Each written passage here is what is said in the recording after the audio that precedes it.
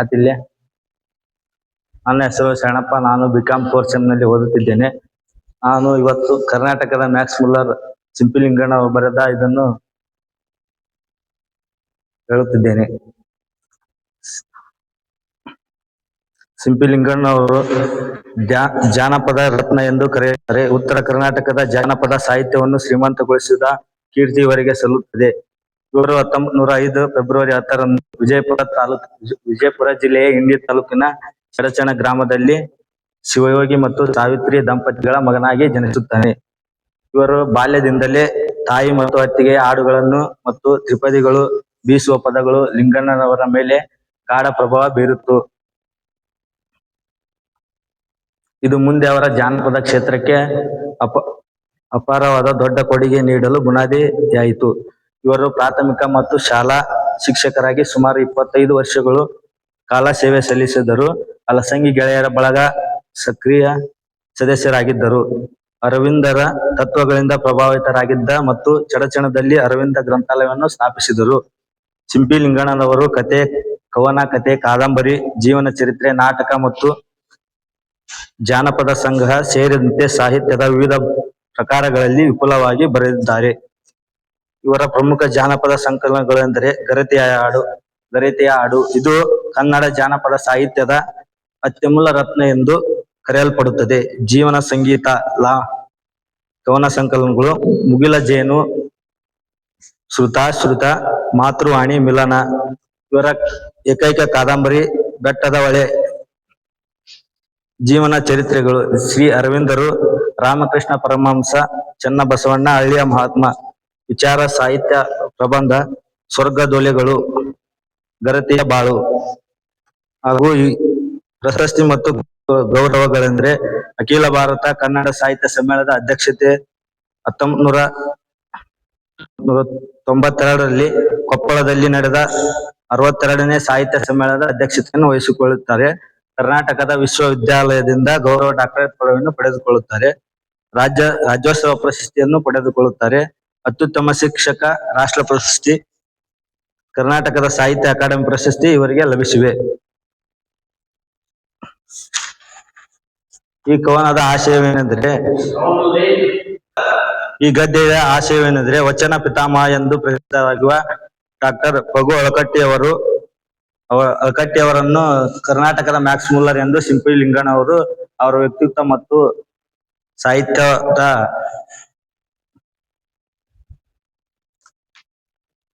ಸಾಧನೆ ಜೀವನ ಕುರಿತು ಇಲ್ಲಿ ವ್ಯಕ್ತಪಡಿಸಿದ್ದಾರೆ.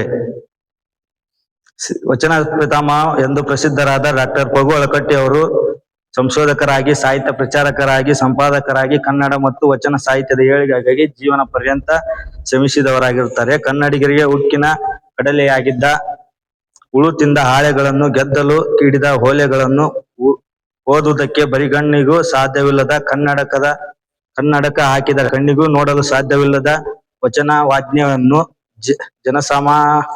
ಜನಮಾನಸದಲ್ಲಿ ಅಚ್ಚಳಿಯದಂತೆ ಉಳಿಸಿದ ಕೀರ್ತಿ ಇವರದಾಗಿರುತ್ತದೆ. ಶ್ರೀ ಅಳಕಟ್ಟಿ ಅವರು ಧಾರವಾಡದಲ್ಲಿ ಜನಿಸಿದರೂ ವಿಜಯಪುರವನ್ನು ತಮ್ಮ ಕರ್ಮ ಭೂಮಿಯನ್ನಾಗಿ ಮಾಡಿಕೊಂಡು ತಮ್ಮ ಆಯುಷ್ಯದ 60 ವರ್ಷಗಳನ್ನು ವಚನ ವಾಜ್ಮಯ ಸಂಶೋಧನವೊಂದರಲ್ಲಿ ಕಳೆದರು. ವಚನ ಸಾಹಿತ್ಯ ಸಂಗ್ರಹ ಸಂಸ್ಕರಣ ಪ್ರಚಾರ ಕಾರ್ಯಕ್ಕೆ ತಮ್ಮ ತನು ಮನಧನ ಪೂರ್ಣವಾಗಿ ಸಮರ್ಪಿಸಿಕೊಂಡರು. ಎಲ್ಲವನ್ನು ಕಳೆದುಕೊಂಡು ಸಾಲಗಾರರಾದರು. ಅನಾರೋಗ್ಯದಿಂದಾಗಿಯೂ ಯಾರಿಂದಲೂ ಸಹಾಯವನ್ನು ನಿರೀಕ್ಷಿಸದೆ ತಮ್ಮನ್ನು ಸಂಪೂರ್ಣವಾಗಿ ತೊಡಗಿಸಿಕೊಂಡ ಜಾನಪದ ಕಾರ್ಯಕ್ಕೆ ತಮ್ಮ ಸರ್ವಸ್ವವನ್ನು ದಾರಿ ಎರೆದರು. ಇವರು ವಕೀಲಿ ವೃತ್ತಿಯ ಹಣ ಗಳಿಸುವ ದಾರಿಯನ್ನು ಬಿಟ್ಟು ಶಿವಾನುಭವ ಹಾಗೂ ನವ ಕರ್ನಾಟಕ ಪತ್ರಿಕೆಗಳ ಮೂಲಕ ಸಮಾಜ ಜಾಗೃತಿಯ ಕಾರ್ಯಕ್ಕೆ ಕೈ ಹಾಕಿದರು. BLDE ಸಂಸ್ಥೆಯನ್ನು ಹಾಕಿ ಶೈಕ್ಷಣಿಕ ಗಂಗೆಯನ್ನು ಈ ಪ್ರದೇಶದ ನೆಲದಲ್ಲಿ ಹರಿಸಿದರು. ಶ್ರೀ ಸಿದ್ದೇಶ್ವರ ಅರ್ಬನ್ ಸಹಕಾರಿ ಬ್ಯಾಂಕ್ ಅನ್ನು ಸ್ಥಾಪಿಸಿ ಶ್ರೀ ಸಾಮಾನ್ಯರ ಆರ್ಥಿಕ ಬದುಕಿಗೆ ಚೈತನ್ಯವನ್ನು ತೊಡಗಿಸಿದರು. ಕಲಿತಿದ್ದು ವಕಾಲತ್ತು ವೃತ್ತಿ ವಹಿಸಿದ್ದು ರಾಜ್ಯ ಸಾಹಿತ್ಯ ಸಂಶೋಧನೆ, ಪತ್ರಿಕಾ ಸಂಶೋಧನೆ ಹಾಗೂ ಸಂಸ್ಥಾಪನೆ, ಶಿಕ್ಷಣ ಪ್ರಸಾರಣ ಮೊದಲಾದವು. ಇವರ ಸೇವಾ ಕೈಕಾರ್ಯವನ್ನು ಗುರುತಿಸಿ ಸರಕಾರವು ಅಳಕಟ್ಟಿಯವರಿಗೆ ರಾವ್ ಬಿರುದುಗಳನ್ನು ನೀಡಿ ಗೌರವಿಸಿತು. ಸಾಮಾಜಿಕರು ಶರಣರ ತತ್ವ ಸಿದ್ಧಾಂತ ಧೋರಣೆಗಳನ್ನು ಅಳವಡಿಸಿಕೊಂಡು ಶರಣರ ಆದರ್ಶಗಳಿಗೆ ಪ್ರತ್ಯಕ್ಷ ನಿದರ್ಶನರಾಗಿ ಬಾಳಿ ಬದುಕಿದ ಅಳಕಟ್ಟಿ ಅವರನ್ನು 64ರ ಜಯಂತಿಯ ಕಾಲಕ್ಕೆ 64ನೇ ಪುರಾತನರೆಂದು ಮನದುಂಬಿ ಒಪ್ಪಿಕೊಂಡು ಹಾಡಿ ಹೊಗಳಿದರು. ಜೀವನದಲ್ಲಿ ಹಲವಾರು ಕಷ್ಟ ನಷ್ಟಗಳನ್ನು ಅನುಭವಿಸಿದ ಅವುಗಳನ್ನೆಲ್ಲ ಮೆಟ್ಟಿ ನಿಂತು ಸಮಷ್ಟಿ ಕಲ್ಯಾಣವನ್ನು ತಮ್ಮ ಬದುಕನ್ನು ಸಮರ್ಪಿಸಿಕೊಂಡು ಅಳಕಟ್ಟಿ ಅವರನ್ನು ಲೇಖಕ ಸಿಂಪಿ ಲಿಂಗಣ್ಣರವರು ಜರ್ಮನಿಯ ಸುಪ್ರಸಿದ್ಧ ವಿದ್ವಾಂಸ ಮ್ಯಾಕ್ಸ್ ಮುಲ್ಲರ್ ಅವರಿಗೆ ಹೋಲಿಸಿ ಗೌರವಿಸಿದ್ದಾರೆ. ಅವರ ಸಾಧನೆ ಸಿದ್ಧಿಗಳನ್ನು ಮನತುಂಬಿ ಸ್ಮರಿಸಿದ್ದಾರೆ. ಈ ಮೂಲಕ ಪಗು ಅಳಕಟ್ಟಿ ಅವರು ಧೀಮಂತ ವ್ಯಕ್ತಿತ್ವವನ್ನು ಪರಿಚಯಿಸುವ ಸದಾಶಯವೇ ಪ್ರಸ್ತುತ ಲೇಖನವನ್ನು ರೂಪಿಸುತ್ತಿದೆ.